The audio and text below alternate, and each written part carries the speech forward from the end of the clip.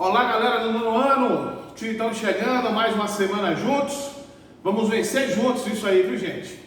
Bem, iniciaremos agora o nosso segundo capítulo deste módulo, falaremos então sobre as fontes de energia. Pega seu positivo, página de número 26, para que a gente possa então começar o nosso diálogo. Beleza galerinha? Então é muito importante que vocês mantenham foco, atenção, porque hoje nós iremos falar sobre o carvão mineral e também sobre o petróleo, região europeia e suas principais características, também envolvendo um pouco a Ásia. Falaremos também da China em relação ao carvão mineral. Como de hábito, projetarei o livro didático de vocês aqui na tela e juntos nós iremos seguir aí os nossos raciocínios. Beleza? Vamos lá!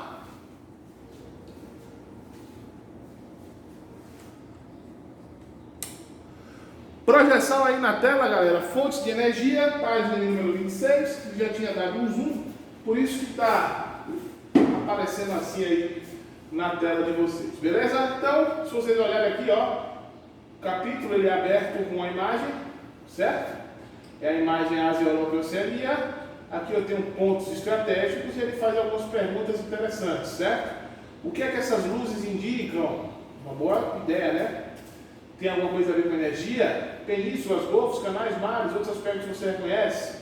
Quais são os recursos minerais que tornam essas regiões mais estratégicas para a geopolítica mundial na atualidade? Bem, antes de tudo, gente, muito importante que vocês saibam que as fontes de energia elas têm uma importância fundamental. Sem energia a gente não tem, então, o desenvolvimento das indústrias, o desenvolvimento do comércio e também a nossa forma de produção fica completamente diferenciada. Portanto, a energia ela é crucial para o desenvolvimento de qualquer país, de qualquer região do globo. Quando eu falo energia, não me refiro somente à energia elétrica, não. Deixar isso bem claro para vocês, viu galera?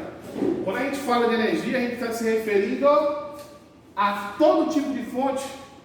Por exemplo, não só a luz.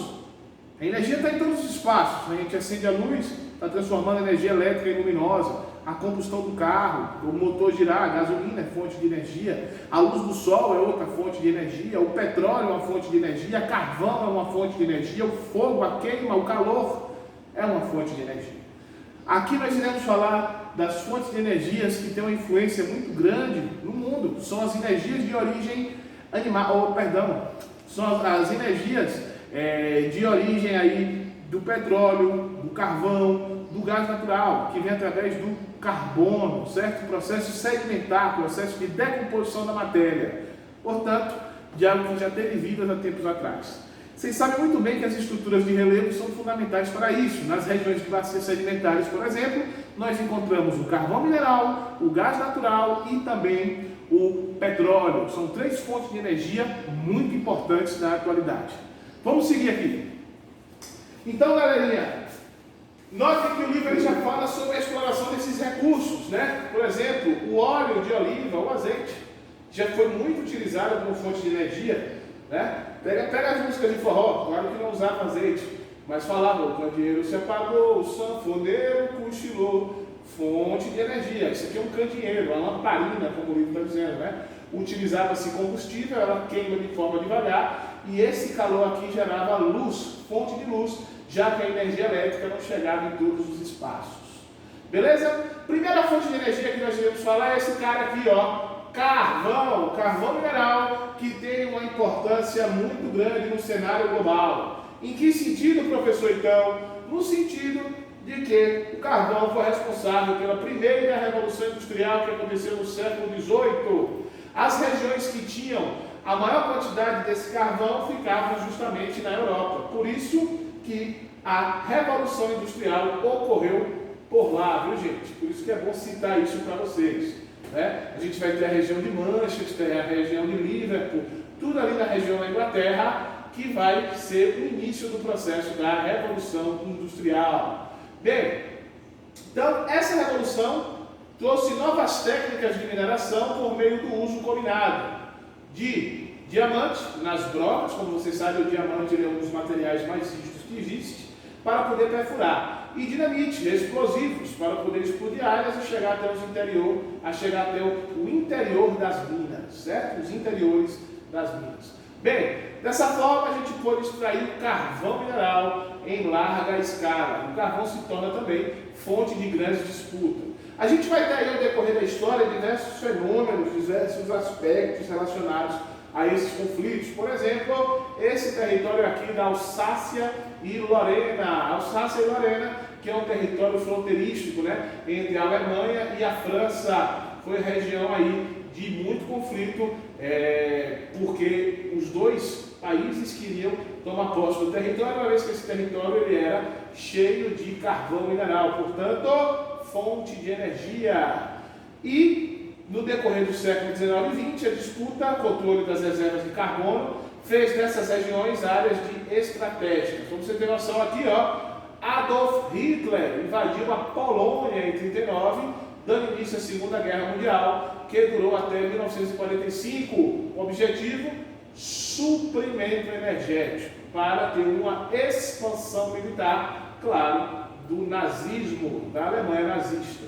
Portanto, lembre-se que fonte de energia é fonte também de conflitos. Poder, que tem energia, detém o poder. Podemos citar também o Japão, que apoiou a Alemanha, fez parte aí do grupo dos países que tinham regimes totalitários, quando quis tomar a região da Manchúria, a Manchúria que pertencia à China, também por questões energéticas, beleza? 2 anos depois de ocupar a Polônia, Hitler avançou suas tropas, território da União Soviética, novamente visando reservas energéticas, localizadas em grande parte na porção sudeste da Rússia. E aí, meu irmão, aí a gente tem então aí a derrocada do governo alemão, que ele começa a perder várias batalhas, principalmente de Stalingrado, que dá origem ao início, né, do processo de perda da guerra alemã. Né? O uso do carvão mineral nas indústrias siderúrgicas, bom citar isso, e também elétricas, segue literalmente a todo vapor. Se você pegar o hemisfério norte, que já não tem grande quantidade de rios para produzir energia elétrica através dos rios, utiliza-se muito carvão para a sua produção de energia. Então tem aqui, entre as 8 maiores reservas comprovadas de carvão mineral em 2016, 6 delas situam-se em países da Ásia ou da Europa e 2 na Oceania. O crescimento da economia chinesa nos últimos 40 anos esteve fortemente alicerçado na produção de carvão mineral. Por quê? Porque na China nós temos grandes reservas de carvão mineral. Como vocês sabem, a China se industrializou muito rápido e hoje é uma das maiores potências do mundo no setor industrial. Portanto, galera, tenho que frisar isso, que o carvão mineral faz parte de uma das principais fontes energéticas da China. Aqui eu tenho um gráfico que é muito interessante, gráfico estilo pizza, que fala sobre as maiores reservas comprovadas de carvão em 2016. 12% dessas reservas estão em vários países. Vamos por ordem, né? O país que tem a maior reserva de carvão em 2016 era os Estados Unidos. Tinha 28% de todo o carvão mineral do mundo. A Rússia vinha em segundo com 18%. A China em terceiro, por isso o grande uso de carvão mineral em território chinês. A Austrália, 4%. Índia, 7%. Alemanha, 5%. 4% aí representando o Cazaquistão em sétimo lugar. Em oitavo, a Ucrânia e 12% espalhado por outras partes do mundo, inclusive no nosso território. Viu? Na região sul, nós temos um carvão de baixa qualidade. O problema é que o carvão mineral ele é extremamente poluente. Você pode ver aqui uma imagem, essa imagem é uma imagem real, né? Uma poluição atmosférica na cidade de Baotou, região da Mongólia, interior, norte da China, principal área de produção de carvão mineral do país em 2016. Então, está aqui, você pode ver a grande quantidade de fumaça, ou seja, a poluição atmosférica por causa da indústria, ela é muito forte. Uma outra fonte de energia muito importante é o petróleo, galera. Petróleo e gás natural, ambos estão interligados, porque onde se acha petróleo, também se acha gás natural, certo? Na região aqui da América do Sul, nós temos a Bolívia como um grande produtor de gás natural, inclusive o Brasil compra esse gás aí de forma até barata dos bolivianos. A Venezuela é um dos maiores produtores de petróleo do mundo está aí, faz parte inclusive da OPEP, está presente também na América do Sul. Mas nosso foco aqui é a Europa e a Ásia. Vamos lá então. A região que tem mais petróleo do mundo é essa região aqui, ó, Oriente Médio, né, que pega vários recursos naturais, principalmente o petróleo e o gás natural. E aí grandes potências vão ter uma atração muito forte por essa região. Daí, galera, vocês podem entender o porquê de tantos conflitos que existem naquele espaço. Você tem energia, você tem poder e você também atrai grandes conflitos. Vira e mexe, os Estados Unidos estão lá com a guerra, algo do tipo, para poder passar a mão, dominar essa região, que é uma região estratégica no cenário global, certo? Bem, vamos falar do petróleo. Quando as reservas de petróleo da região começaram a ser reveladas, isso do Oriente Médio, e exploradas no início do século XX, a maior parte dos territórios do Oriente Médio se inseria na Pérsia, convertida no atual Irã, em 1935, ou no Império Turco-Otomano, que se estendia da atual Turquia ao Iraque, e foi extinto após a Primeira Guerra Mundial. Vamos lá. Nessa época, com a desintegração do Império Turco-Otomano, o Reino Unido e a França dividiram o controle político da região até a Segunda Guerra Mundial, que terminou em 1945. Após a guerra, foi feita a transição até se consolidarem estados modernos atuais. As exportações de petróleo provenientes do Oriente Médio se destinam ao abastecimento de países em todos os continentes, que dependem desses recursos para suprimentos de combustíveis, energia e outros serviços essenciais à economia de qualquer nação. Isso conferia aos países dessa região, durante todo o século XX e até os dias de hoje, um forte poder de barganha em negociações comerciais e geopolíticas. Consciente desse fato, junto a países exportadores de outras regiões, como Equador e Venezuela, eles formaram o que a gente chama de OPEP, que é a Organização dos Países Exportadores de Petróleo. É notório, entretanto, que apesar da riqueza proporcionada pelo petróleo aos regimes que governam os países do Oriente Médio, esses enfrentam problemas relacionados à pobreza de suas populações. São regiões,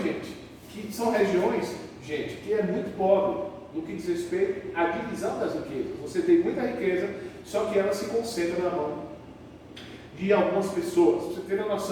Vocês terem noção, a Arábia Saudita se chama Saudita por causa da família Saudi, que é praticamente dona do país, né? Então você tem ali, além de vários regimes ditatoriais, melhor dizendo, nós temos também um grande controle aí dos petróleos, né? Então, muitos trabalhadores vão para lá em busca de empregos de construção civil, mas o estado de pobreza é muito grande. Note aí que eu tenho uma cidade na periferia de Doha. Doha, para quem não sabe, gente, é a capital do Catar, certo?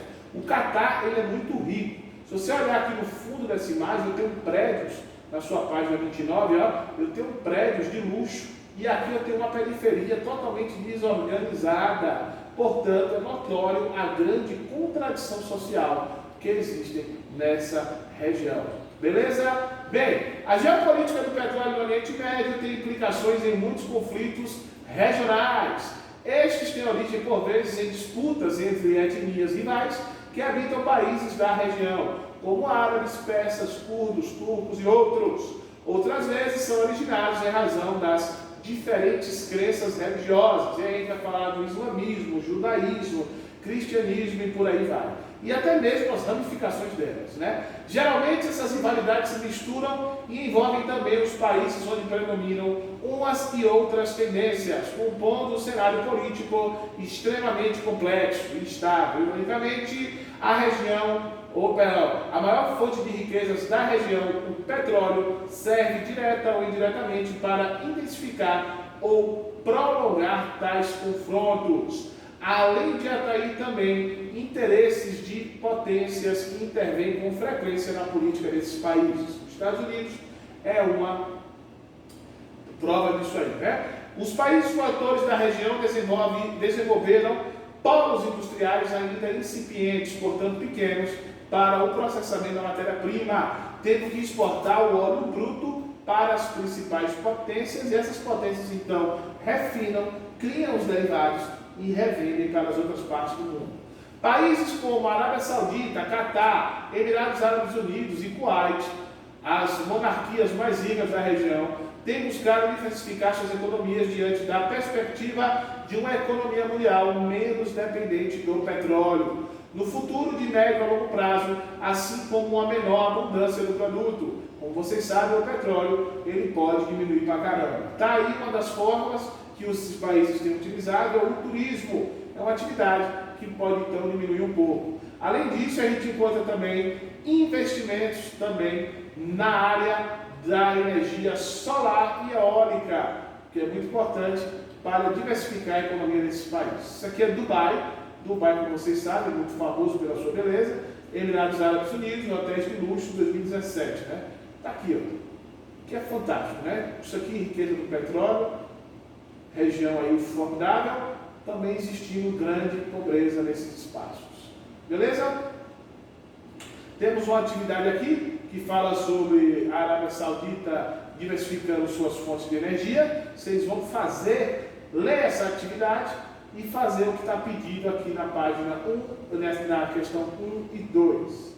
Beleza? Chegamos então aqui à nossa página 32, falando sobre o gás natural. Porém, o gás natural vai ficar para a nossa próxima, para o nosso próximo encontro. Beleza? A gente pode deixar para depois. Então, galera, dá uma olhada, já faz uma leitura aí sobre o gás natural. Próxima aula a gente continua os nossos assuntos acerca disso aí. Beleza? Um abraço, então, Luano, e até a próxima. Valeu!